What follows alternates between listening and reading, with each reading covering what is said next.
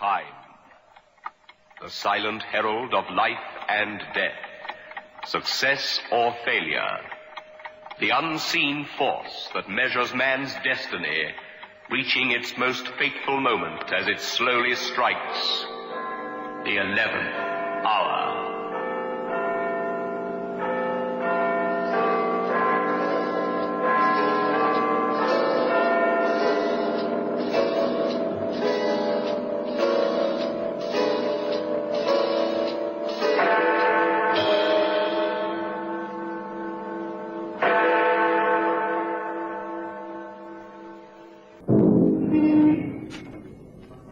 I'm walking along a city street with murder in my heart. Tonight is the night I must kill. Remember the name. Herbie Sachs. Fat, perspiring Herbie Sachs. This decision to kill is a decision of necessity. He blackmails me for a mistake I made. This isn't justifiable punishment for the crime I committed, and Herbie Sachs knows that. It's torture.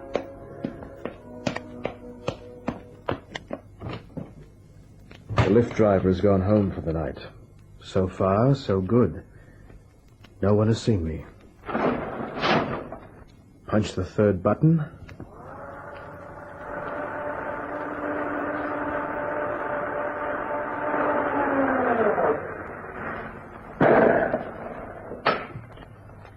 So far, so good. Why do I keep saying that? I suppose to convince my conscience that what I'll do is right. Some sign painter will have a new job. Scrape the name in gold letters off the glass door. Herbert J. Sachs, private investigator, will soon be dead, gentlemen. Through the panel of the glass door, the fat shadow of the big man sitting happily in his swivel chair. Mr. Sachs waits within, murderer. Knock on his door. Get up from the chair, Herbie. Come and open the door and meet your doom. Oh. Hello, Richards. What do you want? A few moments of your time. Look, I'm busy, Mark. Let's make Inside, Herbie. Go ahead, Herbie. Sit down. What is this, Richards? I told you, I'm busy. Herbie, I'm finished. You've bled me for the last time. What are you talking about? I made a mistake a long time ago. I went hunting and I killed a man. It was an accident. But instead of turning myself in and getting off on a charge of manslaughter, I listened to the advice of a man named Herbie Sachs.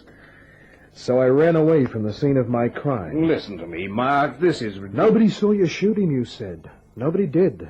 Except you, Herbie. I'll be silent, you said, Herbie. Look, and Mark, I've had to pay for your silence, haven't I, Herbie? Through the nose. Who do you think you are, Richards, coming up here like this? Why, for 2 pins, For 2 pins, you'd sell your mother, your grandmother, and your wife, Gretchen. A nice girl who doesn't deserve you. I'm warning you, Richards. You've finished warning people, Herbie. I wonder how many others will breathe easier when once they learn you're no longer waving the big stick. What are you talking about? Death, Herbie. Death. Plain and simple. You're crazy. Sit down, Herbie. Be a man for once. Now, listen, Mark.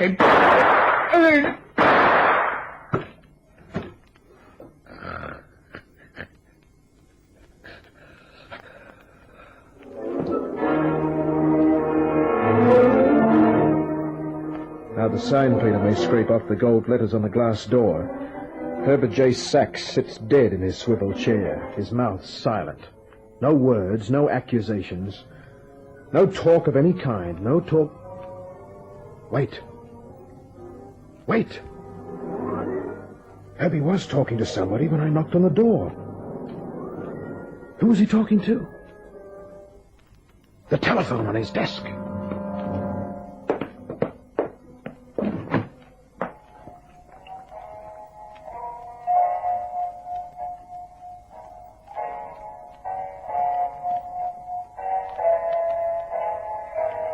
Hello?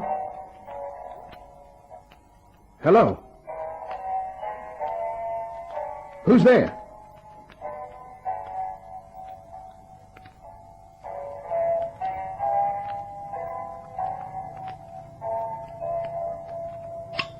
Hello? Oh. You plan a murder of necessity, carefully. Everything down to the last detail. You execute the plan, and in a moment, it all blows up in your face.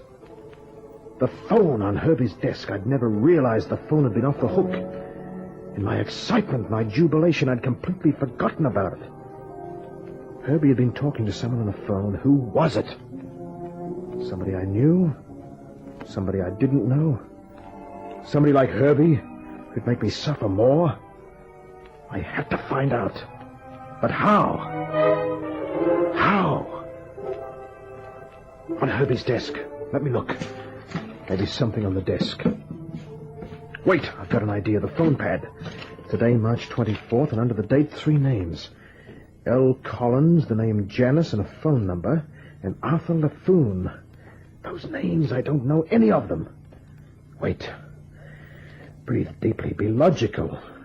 You walk in and kill a man while he's been talking on the telephone. On his desk pad, you find 3 names. Could it have been one of them? Now, wait and wait. Think more logically. On the phone, you heard...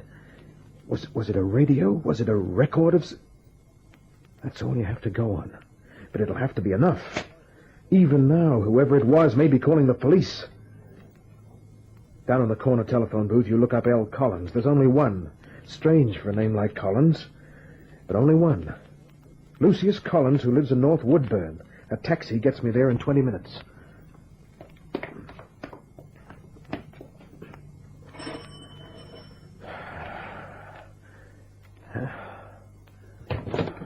Yes? Lucius Collins? Yes? My name's Paul Drake, Mr. Collins. A mutual friend asked me to call. I'd like to speak to you alone, if I may. Oh, all right. What's it about? Oh, will you come in anyway? Thanks. Now, Mr. Collins. Sit down, Mr. Drake. Mr. Drake. Thank you. You said a mutual friend sent you. Who? Herbie Sachs sent me, Mr. Collins. What does he want? He's not satisfied with the present setup. Mr. Drake, I'm paying him all I can now. I can't pay any more. If I did, my wife might find out. Then how would I explain it? Doesn't Mr. Sachs understand? He's not satisfied, Mr. Collins. That's all I can tell you. But what am I going to do? Well, Herbie just gave me a general picture of your situation. Perhaps if you told me all the details... There are no details, Mr. Drake. I made a mistake once. I met a girl. We grew fond of each other. Naturally, my wife suspected something was wrong. She went to Mr. Sachs and had him trail me. He found out about us, the girl and me, but he didn't tell my wife. He said he wouldn't tell her if I paid him. So I did. The girl went away, but I still pay Mr. Sachs. Do you know what they call that, Mr. Drake? Blackmail, but I can't do anything about it because I don't want my wife to find out. I love her. I understand, Mr. Collins. You do. You really do. Have you been home all evening, Mr. Collins? Why... Well, yes. I'll just tell Herbie what you've told me. If you can't increase it, you can't do it. Don't worry too much about it, Mr. Collins. Perhaps something will come along and bring you some good luck. That's strange. What's that, Mr. Collins? A man like you, working for Herbie Sachs, saying a thing like that, you don't seem like the kind that would. I know. Well, I'll be getting along. Oh, that radio over there looks like an old one. Oh, yes, it is. We've had it for years. It's broken. I haven't bothered to have it fixed. Got a gramophone? An old one. Not much good. It's up in the attic, stored away. Well, thanks, Mr. Collins. Thanks? Yeah, I mean for seeing me, for letting me talk to you. I still don't understand it. A man like you working for Herbie Sachs? I know, Mr. Collins. I don't seem like the kind that would. That poor little man, if I could only have told him. You're a free man, free to pick up the pieces of your life and start again. But tomorrow you'll know. It'll be in all the papers. That'll be soon enough. So the first name on the list I check off. So I call the phone number next to the name on the pad that reads Janice. She worked at Leon's Milk Bar. I find it on a side street. It was a cheap place, but it was full of people. Then I saw the girl waiting on the tables. She was pretty. But a prettiness that was cheap, like the place. I walked over to an empty booth in the corner and sat down. Waited. Then she saw me and came over and stood beside me. What do you have? Nothing. Oh, what you come in for? Janice, Hmm? come here a minute. Yeah, what is it? I want to talk to you. Look, I'm very busy. Herbie sent me. Now do you want to talk? Go over and tell the boss I want a few minutes off. I'll be right back. The girl stared at me for a long time before she turned and walked away. If she knew that Herbie Sachs was dead, then she hadn't betrayed the fact that she knew. I had to be careful. My questions mustn't arouse her suspicions. She came back in a couple of minutes and sat down across from me in the booth. I didn't get the name. Drake. Paul Drake. Herbie sent you? Yeah, Herbie sent me. For what? What does Herbie usually want? What kind of a hold-up is this? Twice in 1 week. Herbie's an ugly man, isn't he, Janice? You're funny. I'd almost get the impression you didn't like him. It isn't necessary for an employee to like his employer, is it? No. What are you, his collection agency? Yeah, in a sense. I'm also an advisor of his. What do you mean? Sometimes I advise him about his clients.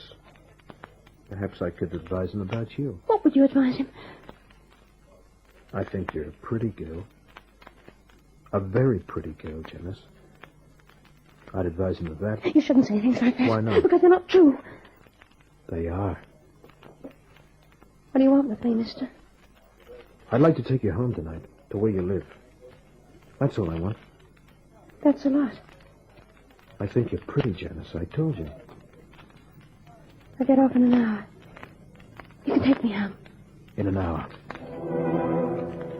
She got up from the table and walked across the room. There was something strange about this girl, something that I didn't understand, but something that I had to find out. And I got up from my seat in the booth, walked over to the jukebox in the corner, dropped my money into the machine, and I ran my finger down along the list of musical selections and punched the one in typewritten letters that read...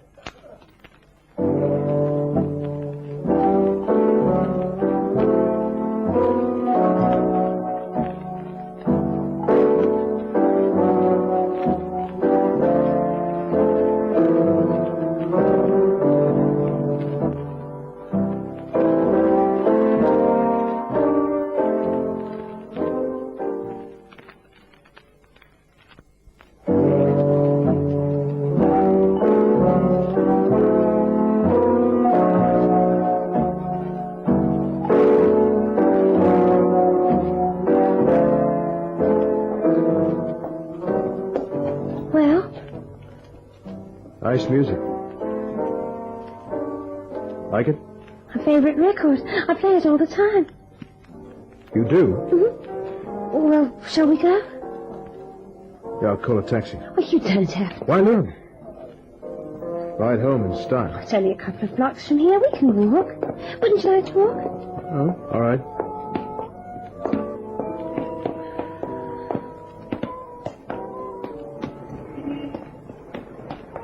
Ah, it's a beautiful night. Not a cloud in the sky. Oh, I love fresh air. What's your last name, Janice? I've got a lot of them. Call me Janice Hobson. All right, Janice Hobson. What kind of a girl are you, Janice? If you work for Herbie Sachs, you know all about me. Not the details, pretty girl. Why do you keep saying pretty girl? Because it's a statement of fact. You are pretty, Janice. I'm the kind of a girl you read about in the confession magazines. Only they make those stories up, they're fiction. My story's not fiction, it's a real one. I believe you.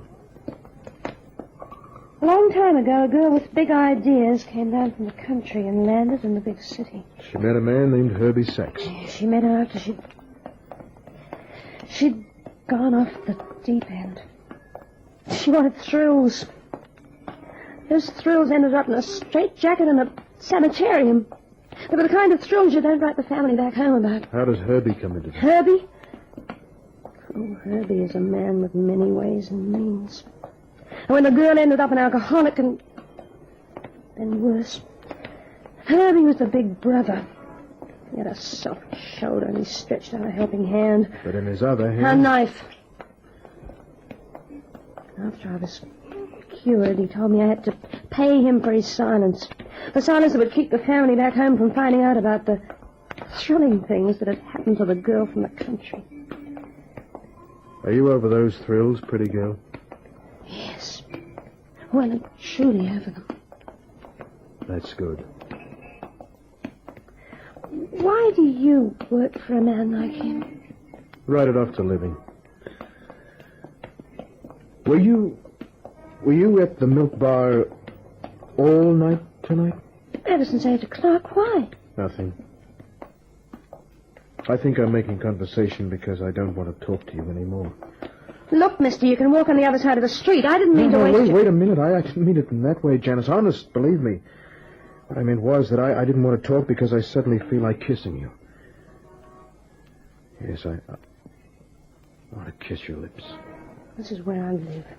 Want to come up and meet the fleas, courtesy of Herbie Sachs. Janice, don't be bitter. I've got one room and a gas ring. What am I supposed to do? Dance a dance because I can't afford anything better? Look, I'll talk to Herbie. I'm his advisor, remember? Perhaps I'll advise him to change his mind. Well, you thought you Well, could... I'll try. I have that much I can promise. I'll advise him that you ought to have a nice flat to live in and a stove. Oh, Yes. you want to come upstairs? I'll make you some coffee. I have some business to take care of, and it's late. After I take care of my business. You won't come back. Once you leave, I won't see you anymore. You're that kind of a man. Come back. I won't see you again. I know I won't. Oh, kiss me, Paul. Kiss me on the lips hard, like you're going away for a long time. Yes.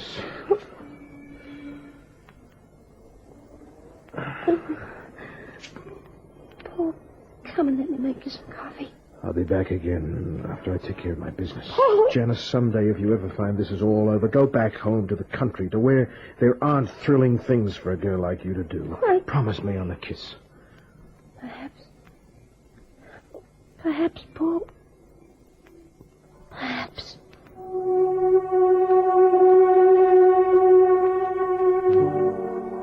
I took her in my arms and we kissed again. It wasn't a soft kiss, it was a hard kiss that cried hunger. When it was over, for the first time that night, my mind felt clean and fresh again. And as she turned and disappeared through the door into the cheap boarding house, I could see her eyes were filled with tears. Someday, somehow, in some small town, I'd find her again. And the black night closed in on me again, and the fear and fright returned. And under the street light up at the corner, I checked the last name on the phone pad, Arthur Laffoon. He's not at his place of business in Hughes Avenue, the watchman tells me. Mr. Laffoon is never at his place of business at 2:30 in the morning, he says with raised eyebrows, even though it is a novelty business and novel things are always happening. So I have to wait until 8 o'clock the following morning. Near his novelty business, I find a shabby hotel, and for £1, I'm told I can have a bed with a clean sheet and a loud knock on my door when it's 7 o'clock.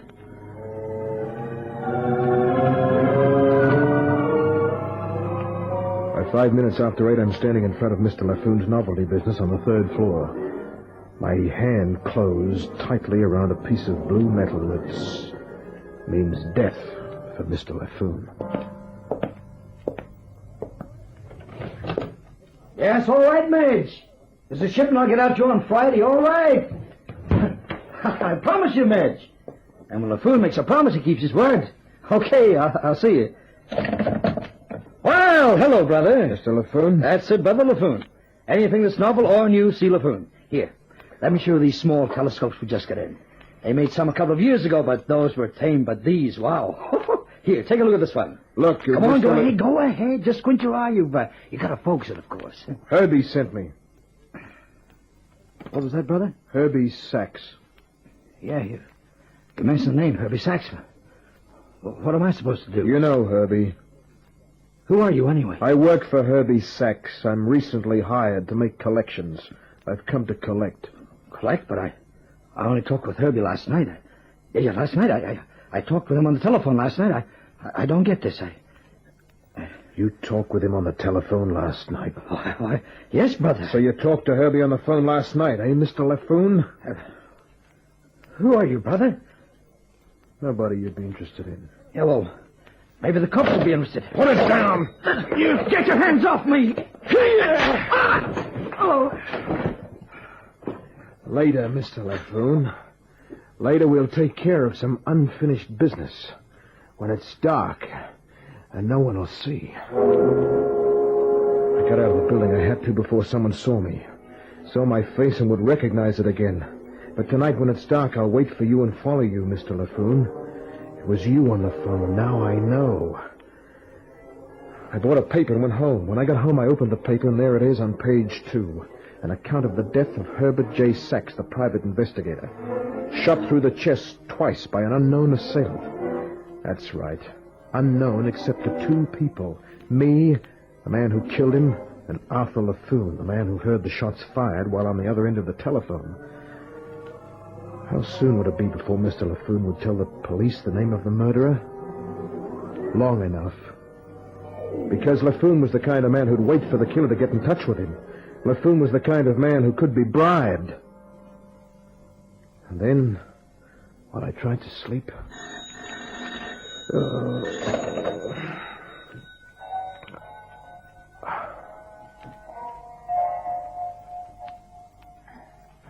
Hello? Mark? This is Gretchen Sachs, Herbie's wife. Yeah. Hello, Gretchen. Did you read about Herbie in the papers this morning? Yeah. I read, Gretchen. I want to talk to you, Mark. Talk, Gretchen? It's important. Can you come out to the house? Have the police been out to the house yet? No, not yet, Mark, not yet. I was down for a few minutes at the morgue to identify the body. That's all? That's all. It's important I talk to you. I was on the other end of the phone, Mark. I know. Why didn't you answer me when I picked up the receiver? I had to take time to think things over. Have you thought them over? Yes. Will you come out to the house and talk to me? Yes, Gretchen. I'll be out in a little while. I'll wait for you. It was Herbie's own wife, Gretchen, on the phone. Sweet and lovable Gretchen. Now the wife of the man I murdered waits to talk with me. What about the weather? No, she waits to talk business before the police arrive. She waits to take up where the fat man left off. Another murder of necessity. Ring the doorbell, murderer. Hello, Mark. Come in.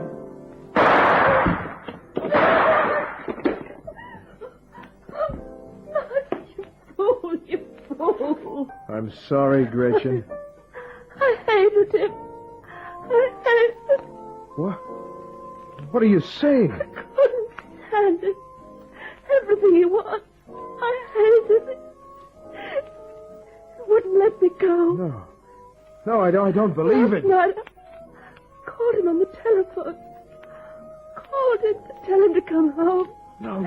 Because No, Gretchen, don't say it. when he got home, Mark, I was going to kill him.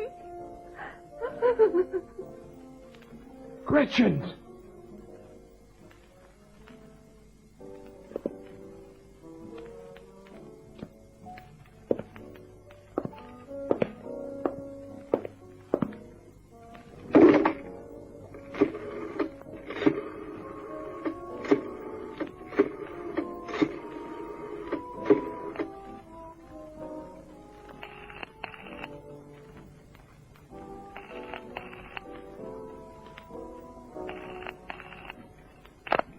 Police headquarters.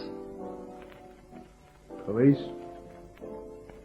I think you'd better come and get me. I just committed a murder. It wasn't necessary at all.